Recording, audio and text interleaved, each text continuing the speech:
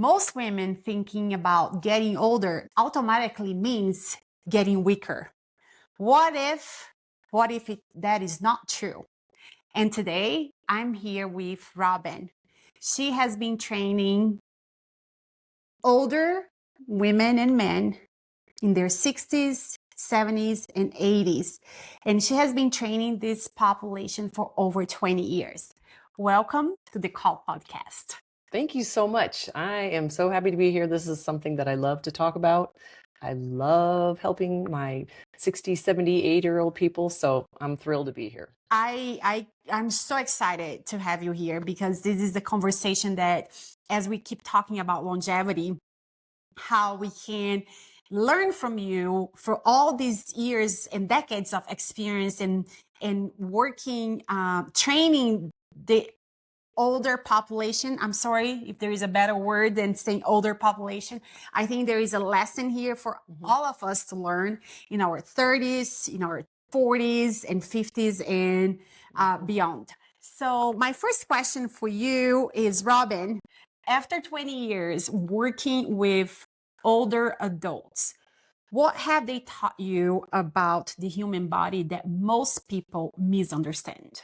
First of all, I am amazed that if they just put in the time, and a lot of times if they take on the challenges that I give them, that they can improve in their strength. They can improve in their cardio. I've had so many women who have gone from osteoporosis to osteopenia, or their osteopenia doesn't exist anymore. And that's in their 70s. So there's so many more things that they can learn to do differently that if they just give it a try, it always works. That's amazing. So what you're telling me is it's not about aging. It's what people in this age group just stop doing, because you just touched something very important.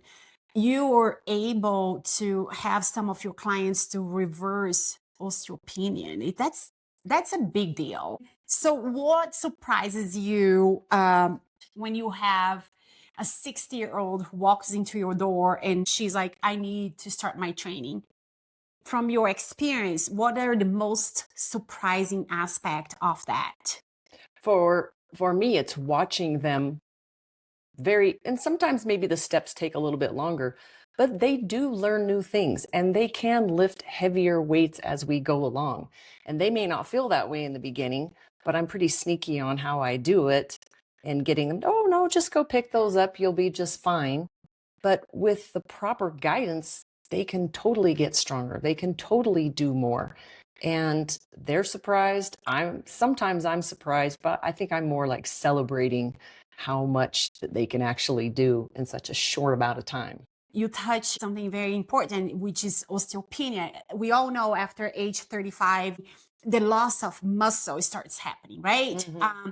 And then if we are reversing that at age 60s and 70s, is that a training parameter that you have to follow? Do I have to show up every day?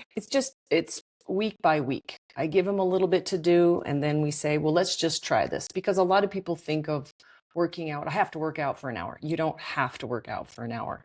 It's a lifestyle. So a lot of my people, they go walking before they come see me. So when they come to you, your 60s, your 70s year old men or women, do they come with already a background of being strong or strength training, or they starting over, or they never touch the weight? Because we all assume that women after age 35, we're all lifting weights, we're all doing certain exercise. But there are a lot of us out there that they feel actually intimidated by even just starting to work out, right? Because there is so much out there. You got to do the strength training, you got to do cardio, you got to do your movements. So if you have someone at your door who has never exercised at age 60, walk us through that. How can I connect with that women who are over 35 and want to start over, but they're terrified? Well, if I can give you just like a little story about a lady that I have. She's 75 now, and we started when she was 70. And when she came to me, she had never worked out in a gym before. She had never lifted weights. I think she'd been on walks and she really liked vacationing, but that was about it. She had a knee replacement and came to me. And I knew right off I was going to have to be very careful with the steps that I would take with her because her body had never lifted weights. Her body had never done a lunge before or done a pull down or anything. So starting just learning movements, and by teaching her those movements, she just started to do more and more and more. And of course, rehabbed her through the knee replacement. And she is happy as a clam. Now, that's not to say that the first 3 months that I trained her, she would side eye me all the time. and we laugh about that now. That's Yes. incredible. And that's again power to her. And I Yes. want to empower those women who are not lifting yet. To take that first step. And I think you touched a very important subject because my parents just start working out in a gym. They're in Brazil. I'm not there to supervise. And my mom told me, I was trying to do squat and I fell on the floor. And I'm like, Mom, don't copy and paste everything that you see, especially if you're at the gym and you see people doing squats with heavy weights. It's a transition, Yes. right? Learn the movements first, and then you slowly progress. And I think that's key too, because we don't want to get hurt. No. If you're not doing those exercises properly, you'll get hurt. So I think the first step, as you said, learn the movements. And slowly you start progressing, no matter what is the age. As you mentioned, she's 70s, just had a knee replacement. So that's why I keep saying, what is our excuse, right? I know we're busy. We're women working full time. We have kids, but there is so much here for you to tell us and encourage us and educate us the importance of training and resistance training, because longevity is the key. And that's why you have those folks, your 60s, your 70s, even in your 80s. And that tells a lot. How can we learn from these people? How can we learn from them? Because I want to be on my 70s going at the gym, lifting weights, but are we preparing our bodies, whoever is over 35, to be in that stage at 70s? What do you see from now on, women who are listening to this, who are over 35, to be where you're 70 years old, 80 years old? What should we be doing right now? Just get started. Start on something. Maybe in your apartment complex or in your condo or your house, you have stairs. Do the stairs an extra time. I have a lot of ladies where I say, hey, well, before you go up the stairs, do 2 high knees. But just getting started and getting rid of that mindset that unless I go to the gym for 1 hour, 4 days a week, it's not going to make any difference. It makes a difference to move, to just keep moving. I post probably 2 times a week about going for a walk in the morning. Just go for a walk for 10 minutes in the morning. It doesn't have to be a 5-mile walk for 2 hours. Just get moving. Just move your butt. Yep. And then find somebody to help you. Find a professional to help you, because then you can celebrate each one of those little steps. And that's what we do. Like a lot of my people that are brand new, we celebrate each and every step. Oh, look at that. Look at, you used to squat that low. Now you squat this low. That's fantastic, because it is a celebration. Any little bit more you can do. And probably one of the most important things I can say about all of this is never say never. And the saying I can't is just selling yourself short. You can't. I agree. There are so many things that actually I probably couldn't do them for about 3 or 4 years. And I said, well, what is this about? And then I started figuring out, oh, it's because my hips are tight and I need to work on some things. And now I can do that particular exercise or that movement, or I started jogging again. I never thought I would start jogging again. After playing rugby, I kind of stopped, but then I started again, but I never say I can't. And oh, I could never do that. You can. I agree. It's all about the mindset. And it's something that I always talk about, just the mental toughness, right? I keep repeating after myself, set yourself for success, right? Yes, you can. You have to make time for movement. You have to make time to do your 5-minute walk. It's about yourself. It's about your mental health. It's about getting the start. And then from there, you progress and find a professional who can help you to lift those weights or who can help you to squat a little lower. I love that you celebrate those milestones, even though you're scrolling on your Facebook and Instagram and seeing people doing some pull-ups. Don't feel intimidated by what you see, but celebrate what you can do. What you can do. What do you wish women understood early about muscles? You want to get your muscles as soon as possible and then keep them. You want to go get measured and find out how much muscle mass do you have and how does that feel? Because after 40, 45, or maybe it's 50, when you go through menopause, it starts to go away quickly. And if you don't stay on top of it and you lose that muscle mass, then you're always going to fight what all women say.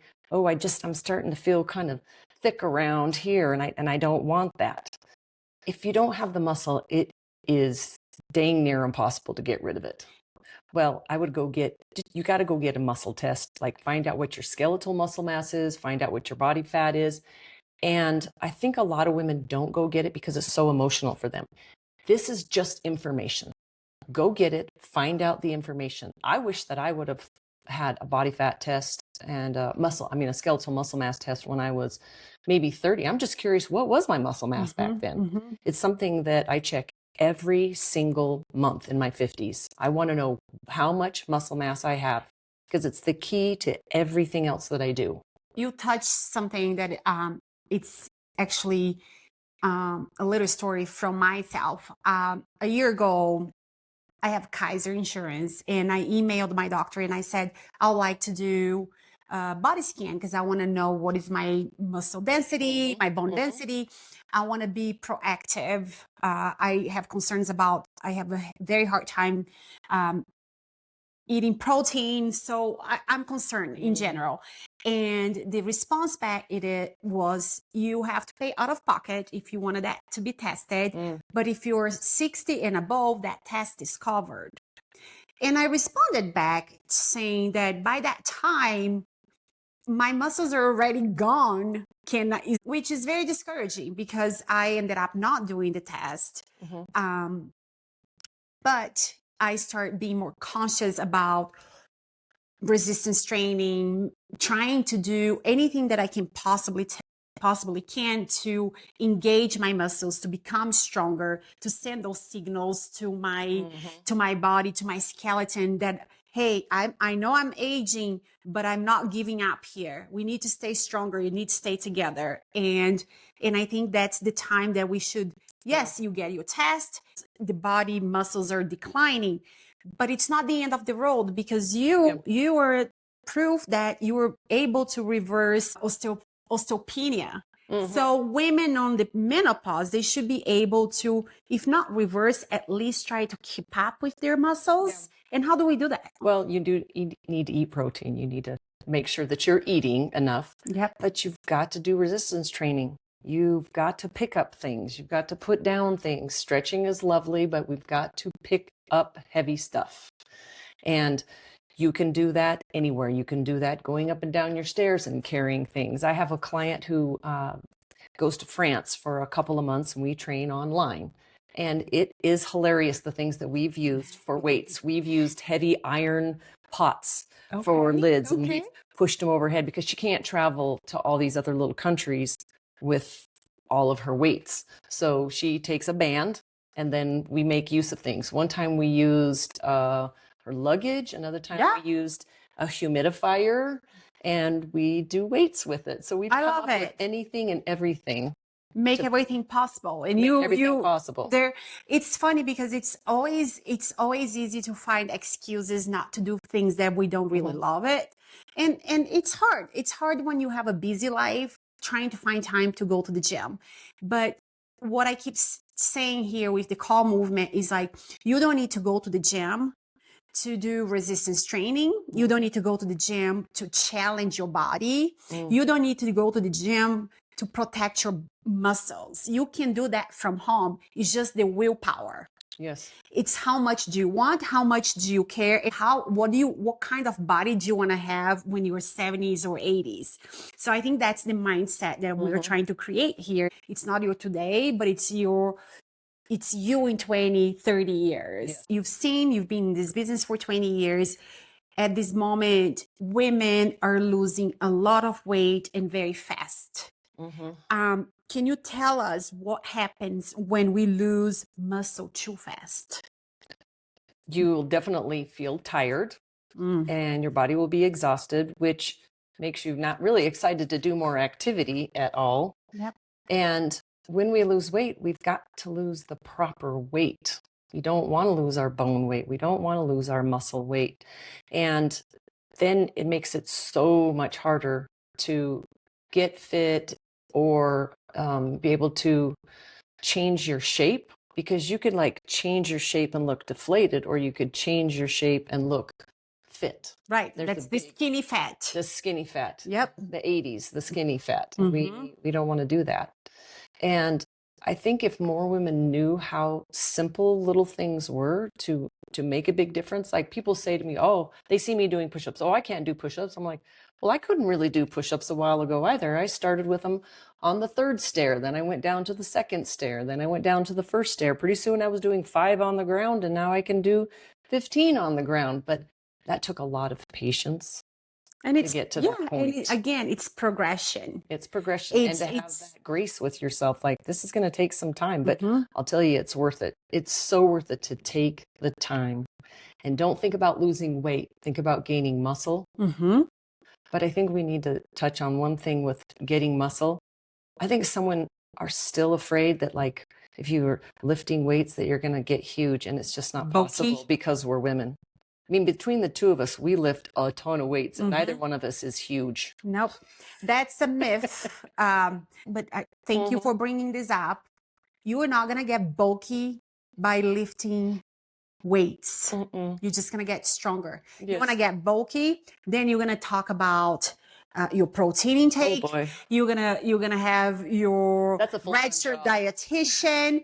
It doesn't work. It doesn't happen overnight. So there is no reason for you to be thinking that you're gonna get bulky. Think about again and again, what is the body that you want to live when you are in your 60s and 70s and 80s?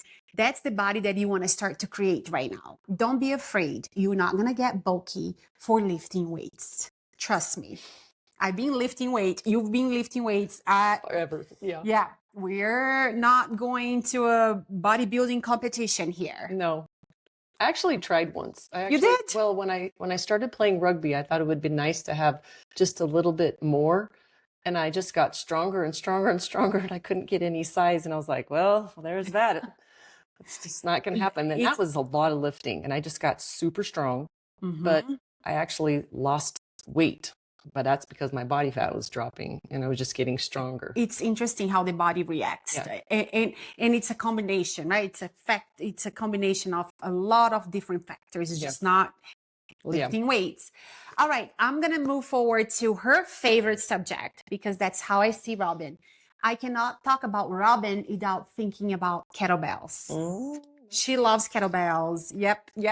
She goes to, I've seen a picture of her at Nike store. She's behind the mannequin with the kettlebell on the top. I love that. Talk to me. Why kettlebells? What is it with you and kettlebells? When I first picked up a kettlebell and saw what you could do with them, I immediately was very drawn to them because it's active and you can get so much done in one fell swoop. You can work on strength and flexibility and cardio and working on proper movements. You get so much done with your core, and you can do this all by just having this little bell. And when I first started with it, I thought, oh my gosh, here's me being athletic. This is really fun. I want to feel athletic and not just standing still. And the eye-hand coordination with it, it drew me in. I just couldn't even believe, like, wow, this is for me. So it's a full body workout. Full body, more bang for your buck than I think about anything you can do. And mobility. That's one thing that I really want to touch, because we all tend to think that mobility work is for elderly people. Mm-mm. We should be we should all be working on mobility right now if you're over 35. Mm-hmm. And why is that? Because that keeps you injury free. And let's just say you slip a little bit or you step off a curb and you have the mobility and your body's like, oh, that's okay, we've been there before. Then it's not such a shock to your body, and you know how to move.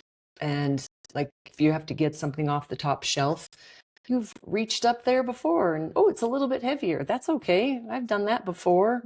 So if you have the mobility, then your joints feel better.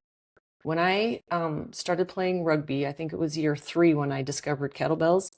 And those kettlebells, I'd never had a shoulder come out, never hurt my knees, my hips, my back, my elbows, nothing, because the kettlebells helped me with mobility so I didn't get injured. And we get in crazy positions when we get incredible. But kettlebells can be a little intimidating. Are they safe? They're very safe. Are they? Very safe. If you've picked up your luggage before, you can pick up a kettlebell. Okay. But there are steps. It's kind of like going to play tennis. I don't think anybody's going to start you off with, all right, throw it up there and do the overhead serve. It's like, you probably need to do a few things first, timing and learn how to move your body. Okay. So I liken it to learning tennis. If you learn tennis, you would have steps to follow. You're getting comfortable. Again, you touch on that. Learning the movements and slowly progressing. Kettlebells are not intimidating. No, I have my 80-year-olds, my 85-year-old swings kettlebells. I had my 70-year-old ladies years ago. I used to train at a gym where we met, and they had a little outdoor area. And I do kettlebell juggling, and I had my 70-year-old ladies flipping the kettlebells and catching them. They were fine. They thought I was a little crazy, but they loved it. Eye coordination there. And they would ask to do it afterwards. Oh, can we do this? The flipping today? Creative. Okay. That's awesome. If someone listening to this podcast has never strength trained before, what is the one movement that you would have them to start this week? Squatting. Sit and stand. Why is that? Because there's so many studies out now that link thigh strength to brain decline or development and Alzheimer's and dementia.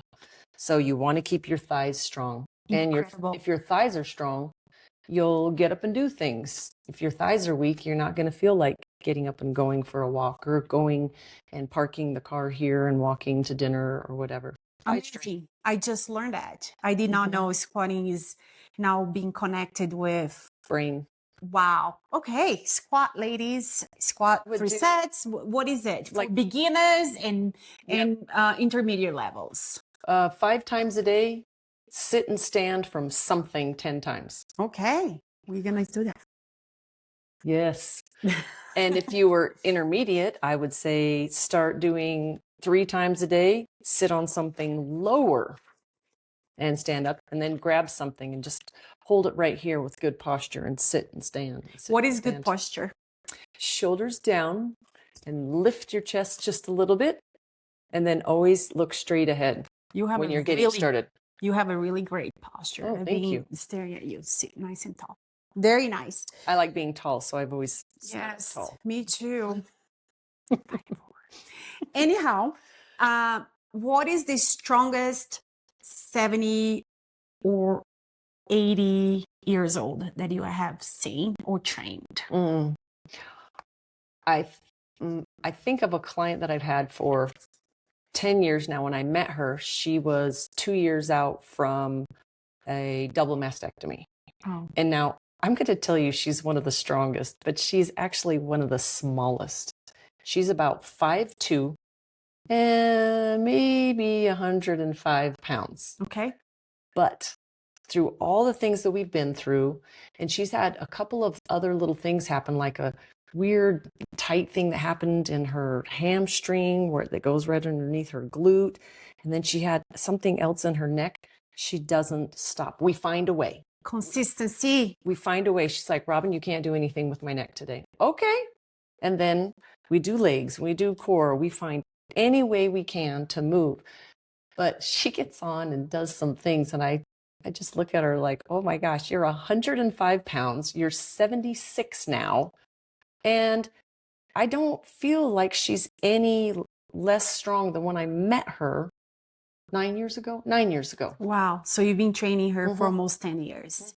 It's, I find when I go to the gym, especially the gym that I am a member, they have a lot of elderly people, and I find them to be so inspirational, especially on the days that I have very low energy, not feeling quite there yet. And I see them doing their little cardio or doing their lifting weights. And I think with myself, what is my excuse? And I look at them and I'm like, gosh, I just want to be like them in 30 years from now. And that's where I started. I'm like, let's go. Let's get this done. Going. Yep. It's very inspiring to see older people working out and lifting and doing all the things that we should be doing no matter what. So no excuses. Yeah. I find it interesting that a couple of my clients, like one of my gentlemen who's 85, and it's just amazing the things that he can do. And I try to tell him all the time, I'm like, listen, if you want to go out and randomly go pick up 30 85-year-old guys and bring them in here, they can't do what you're doing. What? I don't understand. Like he actually doesn't comprehend how amazing and special he is with the kind of things. I can have him squat down to probably something 8 inches, and then he'll just stand back up without using his hands. I'm like, that's amazing. That is amazing. And so I have to tell him, and that's incredible. And that's the definition of longevity. You know, he's able to do the things that he has been doing for the past 80 years. You know, he's able to get up and stand up without the help, or he's going to his grocery store. He's able to take his own shower. I went to Machu Picchu and climbed the whole thing last August. And I think that's where we are all inspired, but it's not free. It didn't come free. He put his work on. I'm pretty sure probably he's taking care of his health with his nutrition and his mindset. That's the message again and again. What is the body that I want to live when I'm 70? What kind of life do I want to have when I'm 80s? I want to be just like your client. I want to be going to that gym. And I hope when I'm 85, someone look at me like, gosh, what is my excuse today? But it takes a lot of effort to be there. It's not easy. It's not free. And I think if you have a vision, that helps a lot. My son is 16 and we ski. And he told me last season, he said, Mom, you have to take my kids skiing.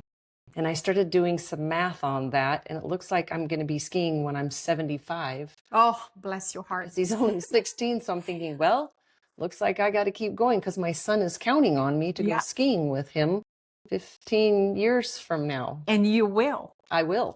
You will. I will. Hopefully in 15 years, we're going to have another podcast and we're going to be featuring you skiing with your grandkids. That would be fantastic. All right. So let's do this best exercise for longevity. Dancing. I love it. Okay. One movement everyone should master. Push-ups. Why is that?